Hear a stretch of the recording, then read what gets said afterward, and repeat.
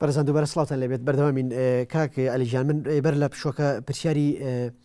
لەسەر پەیوەندیەکانی مامۆستا زەبیحی هەڵوەستەمان کرد پرسیاری پەیوەندی نێوان زەبیحی و کەسایەتی سیاسی و فکری و ئاینی و ناسرا و دیاری ڕۆژهەڵات شیعی زیدینی حوسێنی بکرد پەیوەندی ئەوان چۆن بوو؟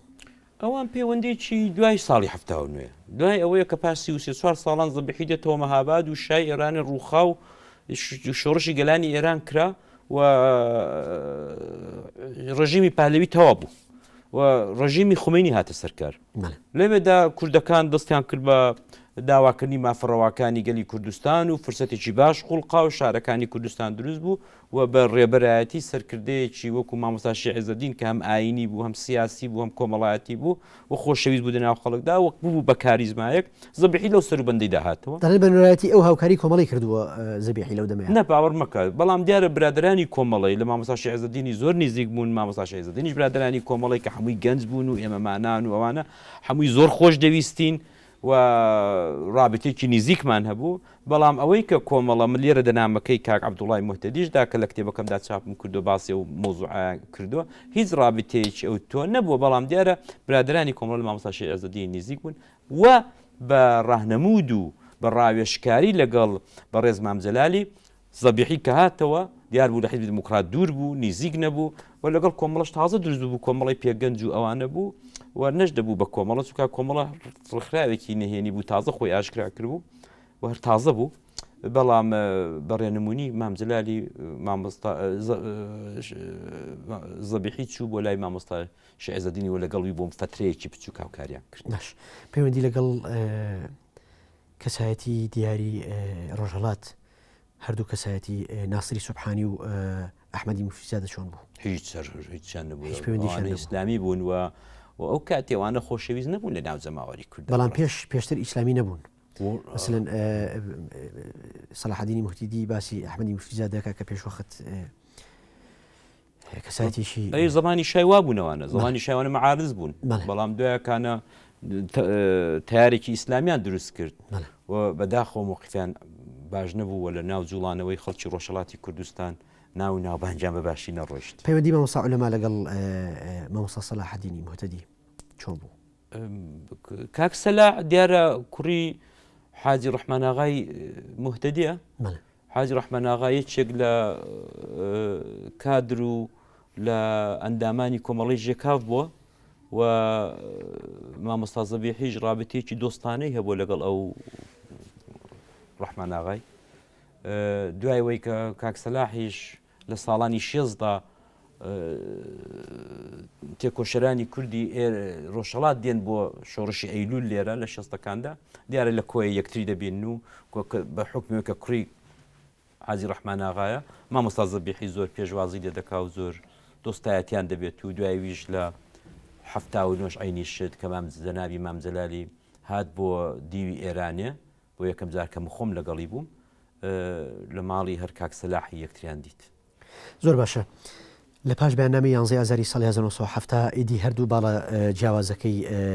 پارتی واتە باڵی مەکتەبی سیاسی و سەرکردایەتی پارتی یەکەگرنەوە لەو دۆمەیە لەو بارودۆخەیە ڕۆڵی مامۆستا زەبیحی چی بوو؟ بەڵێ نقطەیەکی گرینگە دیارە دوای ئەو هەڵاو گرمەیە کەمە زۆرە فترەیەکی زۆرە لە 64ەوە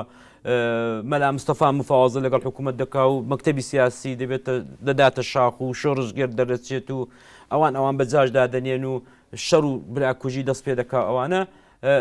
دوای فترەیەکی ئەوان دەتوانن بەهێز و توانا و پشتیوانی حکوومەتی بەعز جەلالیەکان دەرپەڕێنن لە خاچی کوردستانی باشوور و ئەوان پسنە دیوی ئێران یەکەوە داستانێکی زۆر دوور و درێژە بەڕاستی لێرە جێی نابێتەوە و لە نەهایەتدا شای ئێرانە ئەو ئیمکاناتی کە دەبیان داتێ نایانداتێ بەڵام دایانباتە هەمەدانە سەرکردەکان دیارە لە تارانێ دەبن ئەوەی کە بیستومە لە مام جەلالی مام جەلال دەڵێ من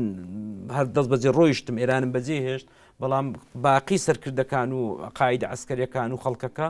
کە زیاتر لەگوایە لە 500-600 کەسی بوون لە هەمەدان ئوردوگایەکیان بۆ دەکەنەوە کە ئەوەی زۆر ناخایەنێت ئەو جارەکانە وەرە قەڵ دەسوورێت ئەوان لەگەڵ حکوومەتی مەرکەز نوعێک تەوافق دروست دەکەن و ئەوان دەستنە بەغدایە کە ئەمە هەردووبارە ئەو لەفزە خراپەی 66یان وە پاڵ دەدەن و شەڕ دەکەن لەگەڵ باڵی مەلا مستەفای هەر بەنی باڵی مەکتەبی سیاسی و لە بەکرەجوێ نیشتەجێ دەبن. ئەمەش داستانێکی دوور و درێژە. لەو فاسیلانەدا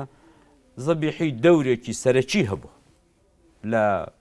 بەڕێوەبردننی باڵی مەکتەبی سیاسی و ئەوەی کە پێی دەڵێن جەلالی لە بەکرەجوێیە. ئەو کاتی کۆمەڵێک ئێرانیش جیابووە لە حیزبی شوعی ئێران حیزبی توودا بە نێوی سازمانی ئینقلابی و فکری ماوەئیستی دێن بۆ کوردستان و لە مامجەلال و لە زەبیحی نزیک دەبنەوە و کۆمەڵە کۆرس و دەورات دادەنێن و ئەوانە کە ئەم فکری ماوەئیستی و ئەوە لەو کاتیڕا لە تەریق ئەم جەماعەتە ئێرانیەوە کە یەک لە هەرە بەرچاوەکانیان کوروشی لاشایی بۆ کە مەشهورە لە ئێرانێ ئەمانەت لە زەبیحی دەورێکی گەورەی هەبوو لە چوونی مەقەڕات و لە تەنزیماتی مەقەڕات و لە ئیشرافی پێشمەرگە و ئیشرافی جەریدە و دەرکردنی ڕۆژنامە لە بەغدایە و زۆربەی ئەوانەی کە ئێستا کونیە کادری سەرەکیەکێتی نیشتیمانین و تەنانەت ئی پارتیش ئەو کاتی بەغدایان لە بیرەکە مەقەڕیان هەبوو لە بەغدای و زەبیحی وەکو مامۆستایەک وەکو مەسئولێک وەکو ڕێبەرێک لەگەڵیان بۆ و کاری کردە و دەورێکی سەرەکیە بوو حتا ساڵی هەفتە ئاشبوونەوەیەک ئەو حیزبەی کە مامجەلالی وان دروست کرا بوو بەنێی پارتی شۆڕژگەر شتێکی ئاوا ئەمە هەڵوەشایەوە دەستنەوە بەیانی یازدەی ئازاد دەردەکرێت و نوعێک لێبوردن عەفوات دەرەچێتی تر چۆن سازاون ئەوە بۆ خۆتان باشی دەزانن لەگەڵ مەلا مستەفای مامۆستا برای مەحمەد و کاک عەلی عەسکەری و کاک عومەر ئەوانە دەستنەوە بۆ پاڵ شۆڕش و مەلا مستەفای و لە دەوروبەری حاجی ئەمەران و ئەوانە نیشتەجێ دەبن. زەبیحی ئەوە ناکە پرسیارەکە ئەمە لەو کاتەیە دەوترێ لەو ڕۆژگارەیە ئەوەشی پارتی نەبوو بۆ پارتی و گەڕاوەوە بەلای بەلا مستەفا بەڵام عەبدوڕەحمانی زەبیحی ناگرێتەوە بەلای مەلا مستەفا لە بەغامێنێتەوە بۆچی نەچوو ئەو بڕوای بە مەلا مستەفا نەمابوو هیچ بڕوایەکی مەلا مستەفا نەمابوو بەڵێ و ئەو جار ئەو باش دەیزانی کە نەتیجەی شۆڕشی ئەیلول کە ساواکی شای ئەفسەرەکان و ژەنەراڵەکانی ئێرانێ بە تەواوی وجودەوە چوو بوونە نێو تاروپۆی شۆڕشی ئەیلولەوە ئەو زۆر باشەوەی دەزانی کە عاقبەتی شۆڕشی ئەیلول چونکە پشتی بە ئێرانە تەوافقنامەیەکە و دەبێ بکرێ ئەو تەوافقنامەیە و هەر بەوەی کۆتایی دێت لە بنێوان سەدام و لە نێوان شای ئێرانەدا کە ئاخرێکەشی لە 75 هەموو دەزانین کە ئەو بە شۆڕش کۆتایی بە نێوبژیوانی هەواری بوو مدین لە ئەلجەزایر شای ئێران و سەدام حوسێن یەکتریان ماچ کرد و یەکەم تەوافقیان لەسەر شۆڕشی ئەیلول بوو کە بەداخەوە شۆڕشی هەیلول لە لە ماوەی 24 ساعتدا ئاش بەتاڵی خۆی ڕاگەیان دەڵێن لەو ماوەیەدا مامۆستا زەبیحی دەچێتە نێو دەستگای کۆڕی زانیاری کورد و سەرقاڵی قاموسە بەنێوانەکەی خۆی زەبیحی کە نەچوو بۆیە کە نەچوو لەگەڵ مامۆستا برای مەحمەد و خودی مامجەلالی دیارە مامجەلال نەماوە لە شاخچوو بۆ بەیروت و بوو بە نوێنەری کورد لە دەرەوە ئەوانە بەڵام ئەوانی دیکە لێوە دەست بەسەر بوون تقریبن وەکو دەست بەسەر مابوونەوە زەبیحی ئەوەی نەکرد زەبیحی لە بەغدا دەبوو شەرعیەتێک بۆمانەوەی خۆی لە بەغدا بدۆزێت لەو کاتەیدا خۆی کردەوە بە ئێرانی زەبیحی خوای کاری نەهێنی بوو جاری وا بۆ ڕەفیقە نزیکەکانی و لە خۆیانم بیستۆ نەیانزانیوە لە کوێ دەژی بە لیباسی سوالکەرانەوە زەبیحیان دیوە لە کەرکووک کە چۆ تەنزیماتی کەرکووک چاکاتەوە کاک محەممەدی شاپەسەندی ئەڵێ هەرگیز نەمانەزانی لەکوێیە ناوەنیەکانی چییە کە چۆ قەتینەکانی خۆی بە هاوڕەکانی نەوت کە لە 62 ئەوانە حملە کراوە بۆ پارتی ئەو بەنهێنی چۆتە کەرکووک و هەموو تشکیلات و ڕێکخراوی کەرکووکی هێناوەتەوە لە بەردەرکی مزگەوتێک خانەقایەک برادری بۆی جێڕامەوە کردی و ئاوا لە دوور سوال کردەوە مامۆستا زەبیحی سوال پەڕۆیەکی داناوە سوالە دەکە یعنی ئاوا بۆ زەبیحی ئەو نەچوو بەڵام لە بەغدا مایەوە لەو دەمەیە سەرقاڵی قاموسەکە بووە ئەو کات یەک سوتفەی گەورە کرا ژێنەراڵێکی گەورەی ئێرانی کە ئەوەی ساواکی ئێرانی دروست کرد بوو و زۆر لە شای نزیک بوو بە نێوی مەعارزە هەڵا تاتە بەغدایە تەیموری بەختیار هاتوو وەکو مەعارزە سەدام پێشوازەکی گەورەی دێکرد زەبیحی توانی لەم دەستگایانە بە نێوی مەعارزەی ئێرانی نزیبێتەوە ڕادیۆیەک شاندا نابوو لە بەغدایە بە نێوی مەعارزەی ئێرانی کە لەو ڕادیۆدا یارمەتی دەکردن بە نێوی مەعارزەی ئێرانی و بەو ناوانە و خۆ مەشغوڵکردن بە قاموسەکەیەوە گوزەراندی حتا ساڵی 1976 کە ئاش بەتاڵ کرا و هەموو شتێک ئاوێ باودادا پیشبینیەکەی زەبیحی دروست هاتە دەرێ کە ئەم شۆڕشە ئاخرەکەی کە پشتی بە شای ئێران بێ هەر ئاوای لێ دێت ئەوەشمان دی بە چاوی خۆمان ئێمەش دیومانە هەموو زەبیحی سەفەرێکی کرد بۆ بەیروت سەفەرێکی کرد بۆ شام لەوێ ڕابۆ بەیروت و لەوێ ئەوەی کە من لە خودی هێرۆخانم بیستەوە جێڕاوێتەوە و لە کورساتدا دیومە لەوێ زەبیحی ماوەی مانجێک 2 مانگ دەمێنێتەوە لە ماڵی مام جەلالی و پێکەوە دەبن بە دواویدا کە دەگەڕێتەوە گوایە جاسووسێک شۆڤارەیەک چیەک ئەوانە راپۆرتی دەدەدا لە بەغدایە و زەبیحی دەگیرێت ماوەی 2 ساڵ لە سزن دەبێت حکمی ئەعدامی دەردەچێت بەڵام بە حەول و تەقەلای هەموو کوردەکان و جەماعەتی مەلا عەبدوڵڵا ئیسماعیل و کە بە مەلا ماتۆر مەشهورە و شێخ لەتیفی بەرزەنجی و بابەکراغا و ئەم کەسایەتیانە خودی مامۆستا هێمنی شاعیری برادری کەودەم لە بەغدایە بۆ و مەعارەزە بۆ حزبی دموکرات بووە ئەوانە بە هەمویان حەولی بۆ دەدەن سەدام ڕازی دەکەن کە حکومەکەی بێنێتە خوارێ پاش 2 ساڵان ئازاد دەبێت لە 1970 ئەوانە دەچێت سەفەرێکی لای مامۆستا برای محەممەد دەکات سەیری ئەو داستانم کە کەمل مامۆستا برای محەممەدم بیستوە دەڵێ یەک جێ مامۆستا زەبیحی لە لەندەن پێیا بوو دوای سزن ئەی زەبیحی کو لێرەی بۆ وا لێرەی چی بوو دەڵێ وەڵا هاتووم و ئەوانە و کاتی خۆی کە ئەو مەسوولی مالیەی حیزب بوو گوایە 7,000 دینار کە حیزبەکە تێکچۆ و هەموو چوونەوە لای مەلا مستەفاوی و بڵاوایان پێ کردو ئەوانە حیزبەکەی جەلالی بڵێ کە مامۆستا برایم سکرتێری بوو ئەو مەسوولی ماڵی بوو 5,000 دینار هەر لە لای زەبیحی ماوەتەوە هاتۆ لە لەندەنە ئەی بیچی دە بکەن و حیزبە تەواو بوو خەڵکەکە بڵاوی کردووە ساڵی 1970 سەرۆکی ئەو کاتمان ڕئیسی ئەو کاتمان مامۆستا برای محەممەد بوو چۆ لە لەندەن ئەو 5,000 دینارەی تەحویلی مامۆستا برایمی داوەتەوە یعنی هەر وەکوەی کە مارێک دەشیرفانی دابێت تەستاوە چۆ دوای ئەوە لە لەندەنەوە کە گەڕاوە ئیتر بە 1-2 مانگان شۆڕژی گەلانی ئێرانی ڕوویدا و بۆ یەکەم جار زەبیحی پاش 20 ساڵ پاش 34 ساڵ زەبیحی بۆ خۆی بە پیکابێک هەرچەند ئێمە هەموو بەرەو پیری چوو بووین بۆ حاجی عومەران و لە مەرزی خانیە پیرانشەر بەڵام مامۆستا زەبیحی کەل عادەی خۆی سەری لێ شێواندین و ڕێگاکەی لێون کردین و خۆی بە ئێمە نیشان نەدا بۆی کە ئەو کاتی باو بوو سەرکردەکانی دموکراتی دەهاتنەوە و لە قەڵاندۆشانیان دەکردن و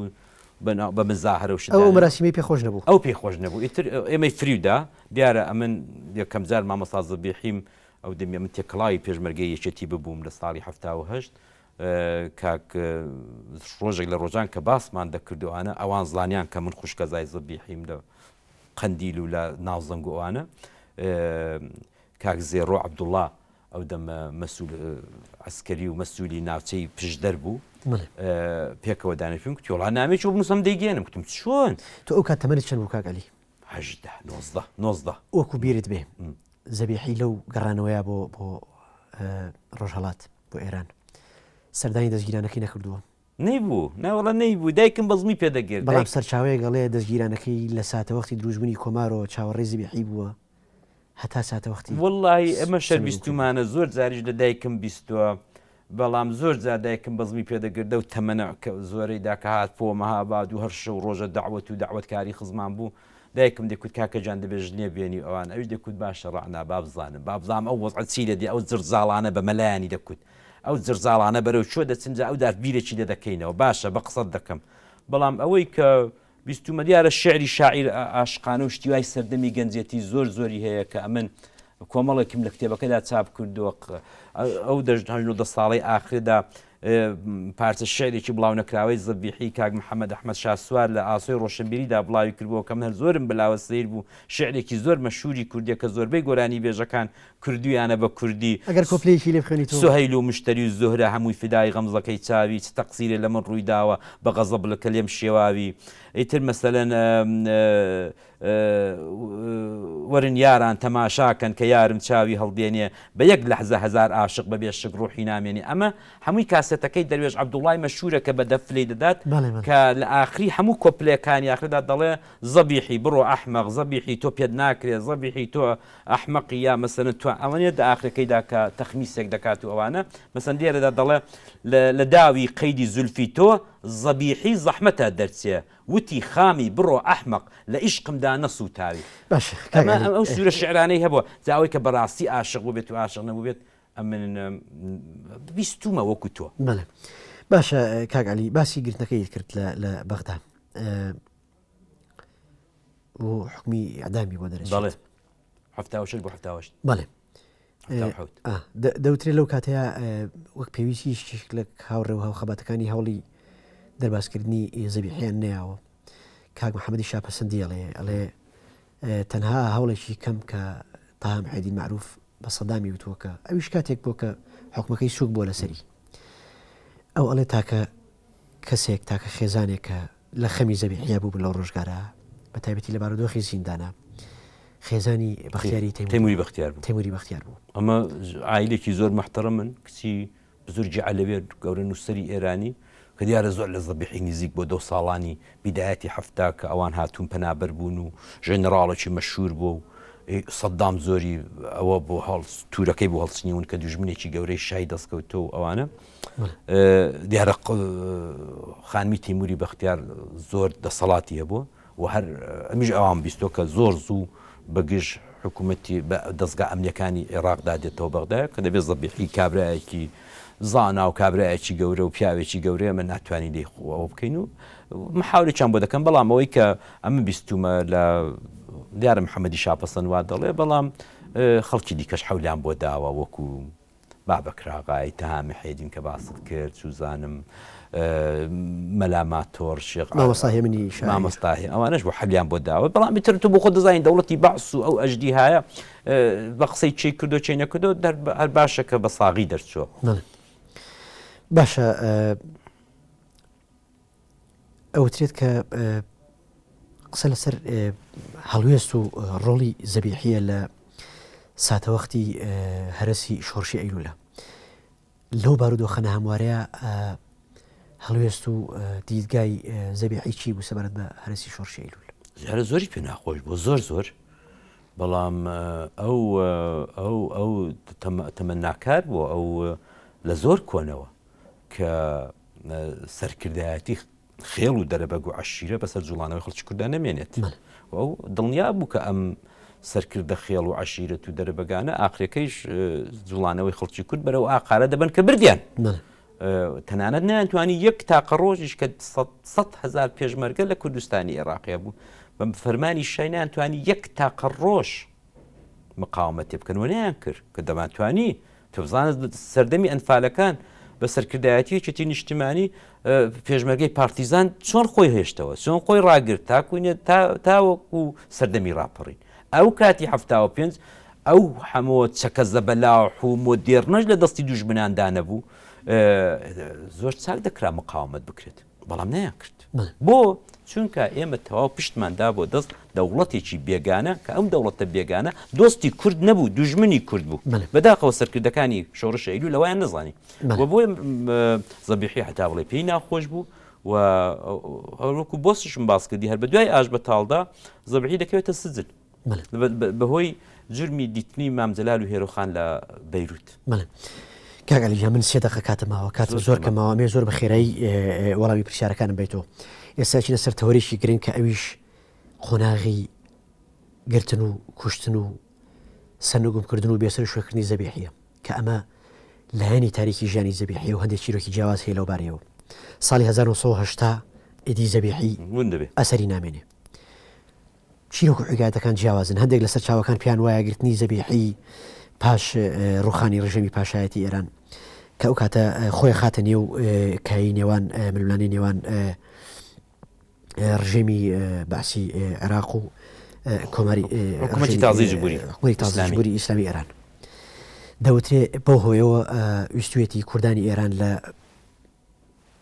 کۆماری ئیسلامی هەان بدات ئەم قسەیە چەند ڕاستە نا زەبیحی کە هاتەوە بەڕاستی دیارە خۆی نایشارێتەوە لە ئاخر بەرجی ئەو کاتی کاتەوە قاموز لەژێر چاپ بوو قاموسی زمانی کوردی ئەلفەکەی چاپ کرد بوو بێیەکەی چاپ کرد بوو و لە ئاخر ڕەحزەدا کە لە بەغدایە قاموز لەجێ چاپە لاپەڕێکی پێوە دەنووسێ کە خۆی لەوێ پشببینی چارەنووسی خۆی دەکات دەڵێ لەلایە قاموس هانم دەدا کە بمێنمەوە لە بەغدایە و ئیشی قاموس تەواو بکەم لەلایەکیشەوە شۆڕشی گەلانی ئێران و میلەتەکەم و شارەکەم و خەڵکەکەم بانگم دەکەن دەڵێن وەرە ئیشمان پێێتە ئەلەوەیدا ئاخرەکەی ئەوەی هەڵدەبژێرەکە بێتەوە ڕۆژهەڵاتی کوردستان لە ڕۆژهەڵاتی کوردستان ئەنواعی حیزب و ئەحزاب هەبوو شاری سابلاغە شاری سنەی هەر جادەی دە 12دانە مەقڕی حیزبی تێدا بوو ئەلەو هەڵاوگرمەیدا بەهۆی دیتنی مامجەلال و مامۆستا زەبیحی لە بۆکان لە ماڵی کاک سعدی مۆحتەدی مامی کاک سەلاحی مۆحتەدی ئەوان یەکتریان دیت ساغ بوونەوە کە من خۆم لەگەڵیان بووم خۆم خاڵم بردەوە بۆ بۆکانێ لەو دیتنی بۆ دیتنی مامجەلالی لەوێدا هەوڵ دەدەن کە مامجەلال هەوڵ دەدا کە مامۆستا زەبیحی لە مامۆستاشی عەزەدینی کە سەرکردەیەکی ڕوحی بوو ئەو دەمی نزیک کاتەوە بۆەوەی کە کەسێکی بلیمەت و زیرەنگ و زمانزان و دیپلۆمات لە دەوری مامۆستای بێت کە بەداخەوە ئەوە ماوەیەکی کێشە بەڵام زەبیحی نەیتوانی درێژە بدا بە کارەکانی لە دەوروبەری مامۆستای لەگەڵ سەرنگوبوونی ئەمە چیان کرد ئەمانە تەختیتێکیان کرد لەگەڵ مامجەلالی کە زەبیحی بە نێوی مەعارزەی ئێرانی بە نێوی نوێنەری مامۆستاشی عێزەدینی بە نێوی شێخ زەلالی حوسێنی برای مامۆستای بە نێوی حامید بەگی جوانڕۆ کە بەداغەوە چریکە فیلایەکان کوشتیان ئەمە بچێت لەگەڵ دەوڵەتی بەعز گفتوگۆ بکە چەک بۆ مەعارزەی ئێرانی وەربگرێت ئەم چەکەی وەرگرت چەکێکی زۆری وەرگرت بە نێوی مامۆستاشی عێزەدینی بە نێوی شێخ زەلالی بە نێوی حامید بەگی بەڵام دیارە دۆستایەتی مامجەلال و مامۆستا زەبیحی بەشێک لەو ئازوقە و چەک و تفاقە بەڕاستی من بۆ خۆم شایدم زۆربەی مەسئول عسکەریەکانی ژماون باش ئەوەی شێک لە بۆچوونەکانە بەڵام ئەوترێت لە سەرەتاوە سەرەتای ونبوونی زەبیحیە شوێن سەرنگومکردنی زەبیحیە